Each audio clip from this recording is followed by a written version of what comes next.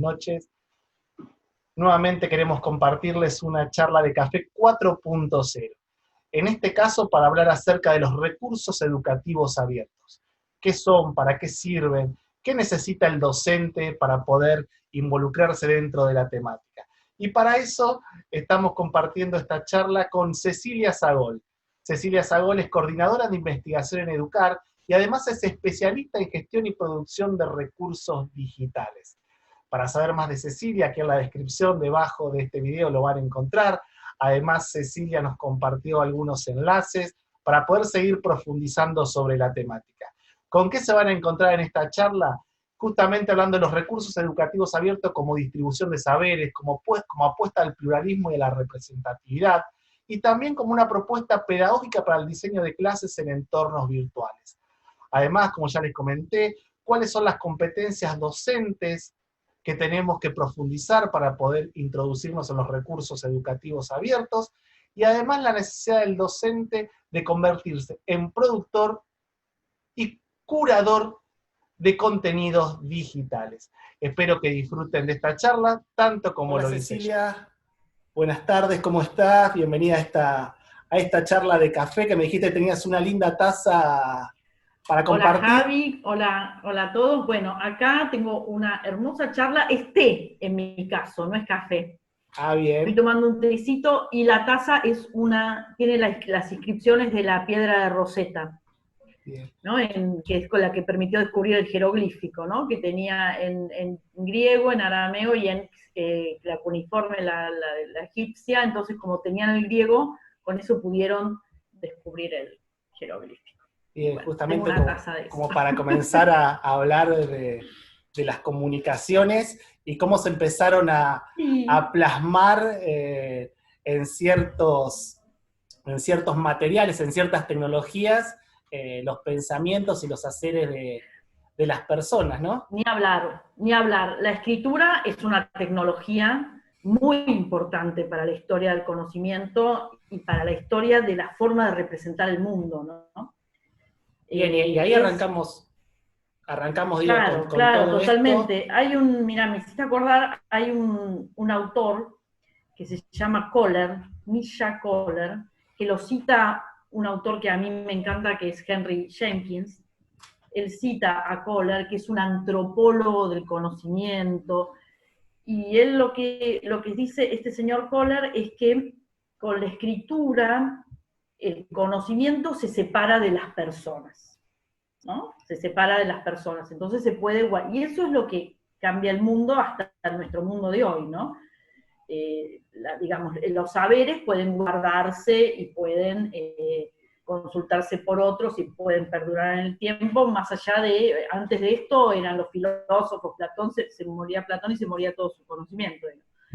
Entonces, la escritura es un cambio que permite eso. Y hoy, con las tecnologías digitales, esto fue, por un lado, se exageró, o sea, es mucho más sencillo guardar la información aparte de las personas, está mucho más disponible, y por otro lado, además podemos transformarla, ¿no? Esa es la vuelta digital que da, ¿no? Yo puedo tomar un texto y jugar con él, volverlo transmedia, ilustrarlo, redefinirlo, reutilizarlo, ¿no? Entonces eso abre como también una nueva perspectiva, que sería como la etapa posterior a esta, ¿no? A la escritura en piedra, ¿no?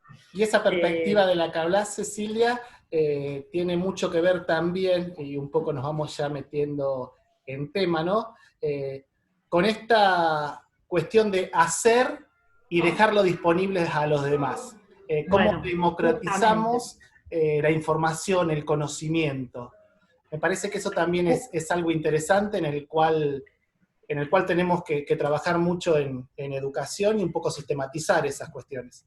Mira, la verdad que es un tema, a mí me interesa muchísimo, porque eso, como vos decís, ¿no? Es esta posibilidad de la disposición de los saberes, ¿no? La disposición de los saberes es algo que por sí entusiasma, digamos, a cualquiera, pero llama la atención que si bien hace 20 años que se viene hablando de recursos educativos abiertos, que la UNESCO empezó a promocionar, a promover esta idea, de que, por supuesto, no las organizaciones privadas, pero que los organismos públicos, las universidades, empiecen a dejar disponibles sus contenidos para que puedan realmente circular y puedan, digamos, impactar en otros. Esto realmente, aunque hace 20 años que se está trabajando, no hay tanta producción, tanta investigación, tanta difusión de este concepto como debería, ¿no? Realmente como Actualmente, ¿qué debería. estás Sobre todo en haciendo, habla Cecilia? hispana, ¿no? ¿Cómo? Actualmente, referido al tema, ¿qué estás haciendo? Bueno, yo estoy trabajando en Educar. Estamos haciendo desde Educar, el portal educativo del Ministerio de Educación, estamos haciendo para el Ministerio de Educación un proyecto que se llama Juana Manso, que es un proyecto que tiene que ver con toda una política de inclusión de tecnologías en los 4 niveles educativos, digamos, inicial, primario, secundario y superior, que tiene que ver con disponibilizar equipos, conectividad, por un lado, pero por otro lado en hacer una plataforma que tiene aulas virtuales, pero también tiene un repositorio de recursos educativos. Nosotros creemos siempre esta idea de los recursos educativos abiertos, ¿no? Yo te decía hace 20 años que se viene hablando del tema, tiene que ver con distribuir saberes, con que el conocimiento, sobre todo el que se produce en espacios públicos, en espacios científicos, se libere, pero además tiene esta oportunidad de que estos contenidos empiecen a articularse en las prácticas pedagógicas en entornos virtuales, algo que todos los que somos profes hemos hecho durante todo el año, prácticas en entornos virtuales, pero que realmente tiene mucha más proyección, ¿no? Hoy lo que hemos hecho en general es, bueno, nada, arreglarnos rápidamente para continuar en los entornos virtuales con los trabajos que hacemos en la presencialidad. Pero realmente enseñar en un entorno virtual para un profesor tiene una gran proyección, una gran unidad para transformar sus prácticas, para enseñar de otra manera, ¿no? Eso es lo que siempre tratamos el portal Educar, el lugar donde yo trabajo hace 20 años, siempre ahí tratamos de difundir que el uso de la tecnología, ya sea modelo 1 a 1, ya sean computadoras, ya sean entornos virtuales, software, hardware, lo que sea, siempre ese uso de la tecnología tiene que llevarnos a enseñar y aprender de otra manera.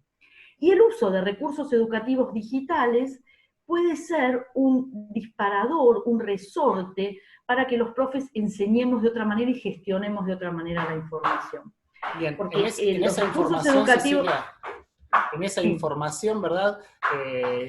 Y te interrumpo por el hecho de todo lo que estuvimos, o lo que estuvieron generando los profesores en este periodo, Claro, y yo me puse a pensar un momento la cantidad de digitalización de clases, de actividades y diferentes recursos que armaron los profesores. Totalmente. Y muchas veces la sobrecarga de trabajo, que si hubiésemos tenido la posibilidad de poder unificar, ¿cuántas clases los profes quizás no podrían haber hecho porque lo hizo un colega y poderlo compartir? Es como que no tuvimos, hicimos el primer paso, que es digitalizar, pero me parece que ahí hubiese estado bueno, ¿no?, la idea de repositorio y de poder utilización. Esta idea se les ocurrió en la década del 90 a las empresas de e-learning. En la década del 90 surge muy fuerte un movimiento comercial, ¿no?, que tiene que ver con los cursos en línea, con las empresas de e-learning, más que nada cursos en el mundo corporativo, ¿no?, y en algunas universidades. Estas empresas de e-learning se empiezan a dar cuenta de que se pueden reutilizar los contenidos, de que tienen que hacer recursos digitales, de que lo digital te permite un video, un audio, un interactivo que vos hiciste en un curso, utilizarlo en otro. En una cuestión económica, ¿no?, desde esa perspectiva.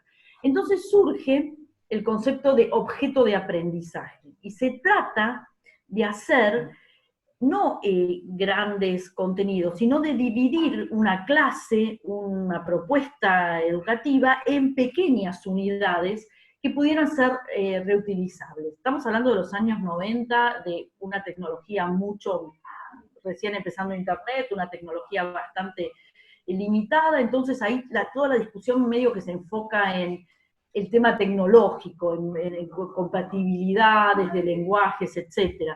Pero en realidad, esto que empezó, esta idea de que el mundo digital implica otra gestión de los materiales educativos, y que un profesor puede hacer un video, un trabajo práctico, un PDF enriquecido, un PowerPoint, o sea, no estamos hablando de algo demasiado sofisticado a nivel tecnológico, y que un colega lo puede reutilizar, o que el mismo profesor lo usó en este curso para disparar el tema y en este otro para una evaluación, por ejemplo. Entonces, ahí es otra relación del docente con sus materiales, que siempre la ha tenido, ¿no? El docente presencial y en épocas antes de este impacto de las tecnologías, de las nuevas tecnologías digitales, el docente siempre sus materiales, ¿no? Llevaba al aula, sus libros, sus mapas, pero esta idea de el contenido digital tiene ciertas propiedades que me permiten guardarlo muy fácilmente, como veíamos recién, ¿no? Lo de la tasa, guardarlo muy fácilmente, mandárselo a 100 personas con un costo muy, muy bajo, rehacerlo, recuperarlo, y esta idea de los recursos abiertos es, si yo publico un material con una licencia, ¿no? Yo le pongo mi autoría, le pongo una licencia que indique que dejo que cualquier colega lo reutilice como quiera, siempre que me cite, ¿no? Siempre con atribución, yo no renuncio a la propiedad. Es realmente jerarquizar ese trabajo, es darle valor a esto que vos decís que se hizo tanto durante estos meses que estuvimos por internet, y que a lo mejor quedan en los drives de los docentes o en las compus de los docentes, y que realmente son elementos muy valiosos. Entonces, si yo eso los pongo públicos, los ofrezco a la comunidad, como se hace en el software libre, como se hace en la ciencia libre, lo ofrezco a la comunidad, y le pongo una licencia diciendo, usalo como quieras, si querés subtitularlo, si querés traducirlo, si querés fragmentarlo, tomar una parte, como vos quieras. Pero siempre cita la autoría, eso es algo que puedo elegir que lo hagan o no, pero se puede hacer perfectamente y sigue siendo abierto, porque los contenidos abiertos no reniegan de la propiedad intelectual, apuestan a que circule el contenido y pueda ser reutilizado. Entonces esto realmente puede ser un aporte para esto que queremos de trabajar de otra manera, ¿no? En estos espacios virtuales. ¿Y qué nos está faltando, Cecilia, como educadores, para tener esta mirada, ¿verdad? Esto de decir, hago algo y me acostumbro a compartirlo bajo una licencia acorde para que pueda ser modificado, citándome y distribuido para que el conocimiento fluya? Sí, hay algunas habilidades, o sea, los docentes tenemos que adquirir, esto es una buena pregunta, ¿no? ¿Qué habilidades tiene que tener un docente para esto, ¿no?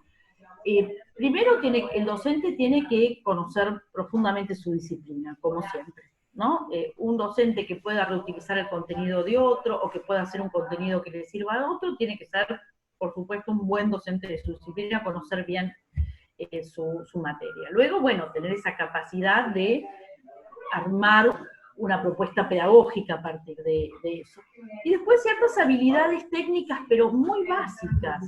O sea, uno tiene que saber subir un archivo a una plataforma, tiene que saber indicar licencias, tiene que saber descargar un archivo, cortarlo.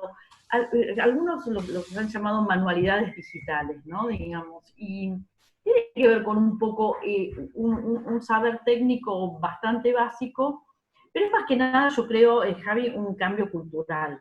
El aula siempre ha sido un espacio muy privado del docente y sus alumnos y alumnas, y realmente es un espacio donde el docente no se ha instalado esta cultura del compartir. Me parece que deberíamos cambiar eso.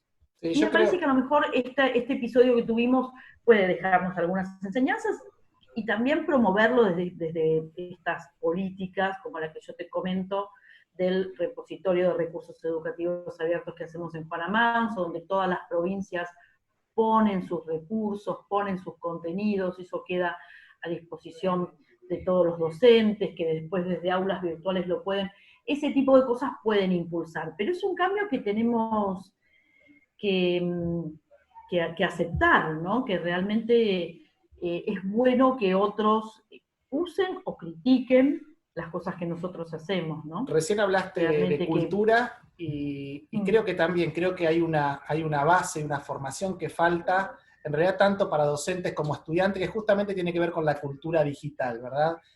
Transformarnos en ciudadanos digitales y comprender Totalmente. todas estas cuestiones de qué hago con la información que genero, qué hago con la información que otro generó.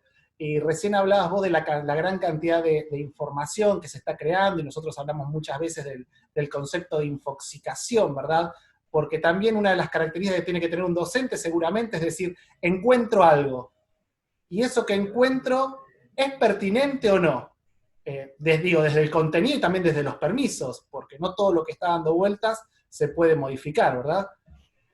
Totalmente, totalmente. Esos son estas competencias, como vos decís, de ciudadanía, esta actitud hacia la tecnología, de ser, digamos, audaces para encontrar cosas nuevas y respetuosos de la propiedad intelectual ajena y de estas normas, estas nuevas formas de convivencia, ¿no? Pero un docente realmente lo que tiene que tener es esas competencias básicas de manejar su disciplina y la forma de enseñar su disciplina, ¿no? Básicamente. Después lo tecnológico lo puede ir adquiriendo, pero un docente que puede encontrar un contenido y recomendarlo, primero tiene que validarlo, ¿no? Y eso realmente ya es propio de esa parte de su saber. Después están estas cuestiones tecnológicas, tanto técnicas como de la cultura de la ciudadanía digital, que tiene que ver con respetar al otro, etcétera, si hay fotos de fotografías de menores, hay un montón de cuestiones. Bueno, eso es una actitud, digamos, ¿no? Esa es una actitud hacia la tecnología que hay que ir cambiándola. Yo creo que a lo mejor esta cuestión del aislamiento y que todos estuvimos volcados y nos tuvimos que ayudar unos a otros, a lo mejor ha hecho una aceleración de este proceso, porque esa es la forma en que realmente hoy avanza el conocimiento. Y si nosotros como docentes podemos trabajar así y podemos enseñarle a nuestros estudiantes a trabajar así, estos estudiantes en el ámbito en que ellos se desarrollen, o sea, si, tanto en el mundo laboral, como en el mundo científico, como en el mundo de las organizaciones sociales, como en el arte, estos estudiantes van a ganar mucho y van a poder administrar mucho mejor sus conocimientos y sus no conocimientos, ¿no? Porque ese es otro tema, ¿no? Uno estuvo leyendo ahora que realmente la educación hoy pasa por administrar lo que uno no sabe, ¿no? Y esto está clarísimo, si algo nos quedó claro es todo lo que no sabemos, ¿no? Con esto, ¿no? Entonces, estas son capacidades que nos permiten no solo nosotros ser ciudadanos de este mundo, sino enseñarle a los y las alumnas a vivir en este mundo, ¿no? A administrar esa capacidad de administrar lo impensado, lo no conocido, ¿no? Que es algo que tenemos que saber, está clarísimo, ¿no? Y lo importante también, que también son las competencias que hoy se requiere para manejarse en el siglo XXI, como es trabajar con otros, junto a otros, en red y colaborativamente. Totalmente. Porque cuando hablamos de recursos abiertos, también hablamos, vos recién lo comentaste en el caso de Juana Manso, la plataforma Juana Manso, que pone a disposición recursos para que sean utilizados por distintos docentes del país y por qué no del mundo. Y a mí ahora se me ocurre en el caso de las bibliotecas y pensando en la biblioteca justamente de la Universidad Nacional de Luján, que tiene su repositorio, y a través del MinSit, cómo tiene un metabuscador donde existen un montón de repositorios de distintas instituciones Sí, públicas y claro. cómo uno desde ahí puede acceder a esa red de repositorios, ¿verdad? Eso está enmarcado en una ley, ¿no? En la Ley Nacional de Repositorios, que ha hecho muchísimo, un avance muy grande en todo lo que es la producción científica, ¿no? Ahora, en el mundo educativo, lo que te decía, los recursos del mundo educativo, sobre todo de educación primaria y secundaria, y también universitaria, han quedado como un poco atrás de eso, ¿no? La idea es que impulsar a crear esos repositorios educativos y a que más o menos tengan ese movimiento que tienen hoy los repositorios científicos. Lo de Juana Manso es muy interesante porque es un repositorio que tiene 24 editores, ¿no? Uno por jurisdicción, a veces son más, ¿no? Son equipos. que cargan sus contenidos en este repositorio. Después existen los portales, cada provincia tiene su portal, tiene sus redes sociales, donde esos recursos circulan, pero en Juana Manso la idea es que se almacenen todos, se guarden con estas, digamos, características técnicas estándares, ¿no? Todo bien guardado, está guardado en servidores de ARSAT, digamos, de una empresa nacional. Entonces ahí están como, es como una especie de arca de Noé, donde todos esos recursos, que los consideramos valiosos, los estamos guardando, y es una especie de almacén que se pueden usar en las aulas virtuales, en los portales provinciales, en el portal nacional, etc. Pero me parece que con Juana Manso podemos llegar a lograr, es muy incipiente, ¿no? Tiene nada más que 2 meses, ¿no? Pero podemos llegar a lograr un nivel interesante, un giro interesante de los recursos educativos abiertos, que es la representatividad. Los recursos abiertos lo que también permiten es la pluralidad de voces. No son recursos hechos por un solo emisor, sino que son recursos que en general tienen muchos emisores. Entonces eso genera una pluralidad de miradas, y en Juana Manso, aunque tenemos muy poquitos recursos, tenemos, por ejemplo, recursos en lenguas de pueblos originarios, ¿no? La provincia de Chaco puso narraciones en Wichí, ¿no? O sea que ya empieza a haber como matices de pluralidad. Si entras a la provincia de Neuquén, hay poquitos recursos. Si entras por provincia, no se puede navegar por provincia. Si entras por provincia de Neuquén, hay poquitos recursos, porque te digo, acaba de empezar, se están terminando de sumar las provincias. Pero, por ejemplo, hay un material que es que la provincia de Neuquén hizo para el 24 de marzo de este año, que es cómo se vivió la dictadura en la provincia de Neuquén. ¿No? Es un material muy específico. ¿Dónde aparece eso? Si no lo hace la gente de Neuquén, digamos. Es ese tipo de información es súper interesante para los docentes y los alumnos y alumnas de Neuquén, y para ese tipo de cosas. Después, por ejemplo, hay un documental de la provincia de La Pampa donde comenta desde su punto de vista todo el conflicto que tiene con Mendoza por el río Atuel. Es el punto de vista de la... Y bueno, ese tipo de materiales que representan esas voces, desde un lugar central, en el portal de Educar no lo teníamos, o sea, por ejemplo, para decirte algo, en un proyecto de nación no estaban, ¿no?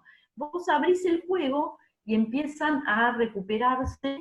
Entonces ahí es donde el concepto de recursos educativos abiertos toma otro giro, no menos interesante que los anteriores, o sea, es difusión, es distribución, es esta capacidad de ser utilizados en nuevas prácticas pedagógicas, bien además, porque son recursos con una licencia adecuada para hacer eso, y además esta idea de la representatividad de todas las voces, ¿no? De todas las voces que conformamos la Argentina. Que eso es difícil de lograr desde una producción centralizada de recursos. Como fueron los 20 años del Portal Educar, que se hicieron muchísimos recursos y realmente tuvimos un lugar muy destacado en eso, incluso a nivel de la región, pero esta idea de lograr una representatividad, ¿no? Me parece que es otra capa buena que pueden tener esta idea de recursos abiertos, ¿no? Sí, además, un poquito para dejar en claro, Cecilia, cuando hablamos de recursos abiertos, no solamente hablamos de recursos dispositivos, sino que también pueden ser distintos tipos de materiales, como puede ser algún video musical, donde puede ser un podcast, donde puede ser alguna actividad. Totalmente. Vos lo dijiste bien, ¿no? Me está saliendo el nombre de cápsula educativa, no me está saliendo Sí, el claro, nombre. claro, sí. Apostamos a eso. O sea, la idea es, digamos, cada provincia sube lo que le parezca subir, y además estamos, en este momento lo que se está haciendo es recuperar mucho lo que se hizo estos meses, ¿no? Básicamente. Pero la idea es apostar a contenidos multimediales, a todo tipo de recursos para explotar esa posibilidad que da lo digital de lo multimedia. Y lo que se recomienda es esto, ¿no? La cápsula, como vos decís, es la granularidad, ¿no? Lo que los expertos en estos temas llaman la granularidad. que es a mayor nivel de granularidad, mayor posibilidad de reutilización tiene ese recurso. O sea, si yo subo una secuencia didáctica donde tengo 3 videos y una actividad, lo subo, está buenísimo, ese material es muy rico, probablemente otro docente lo pueda aprovechar. Ahora, si yo subo además los videos por separado, ¿no? Y esas actividades aparte, eso permite muchísimas más combinaciones.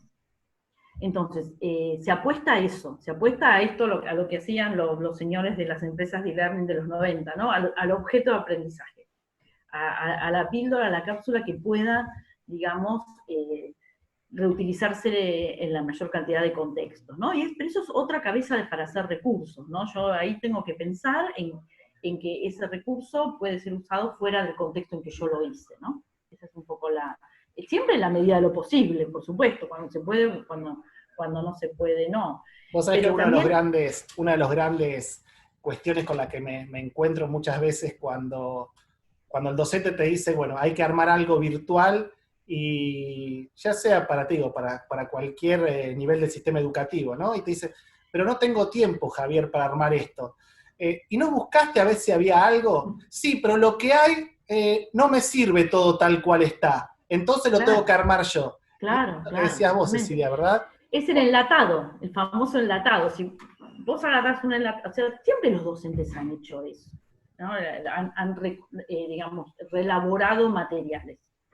Las famosas fotocopias, ¿no? Cuando uno preparaba sus materiales, hacía fotocopias con 3 o 4 cosas, las repartía, pero eso es muy efímero. El mundo digital nos permite profesionalizar eso y convertirnos como docentes en autores de materiales educativos. Realmente es jerarquizar muchísimo y no viene mal decirlo hoy, ¿no? También jerarquizar muchísimo la profesión docente. Un docente es aquel que además sabe producir sus materiales. Por supuesto que no va a ser un video para que gane un Oscar, obviamente no, hará el video necesario para eso. Pero también puede recuperar otros videos. Puede tomar, por ejemplo, un video del canal Encuentro, un video del portal Educar, que no tiene por qué hacerlo de nuevo. Pero bueno, a lo mejor quiere una parte y le quiere poner algunas preguntas y quiere subtitularlo a una lengua originaria porque en el lugar donde enseña es así.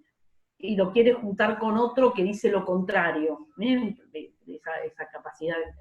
Bueno, todo eso se puede hacer. Y poner los dos lugares en un mapa y dárselo así a sus alumnos. Bueno, todo eso el mundo digital nos lo permite hacer.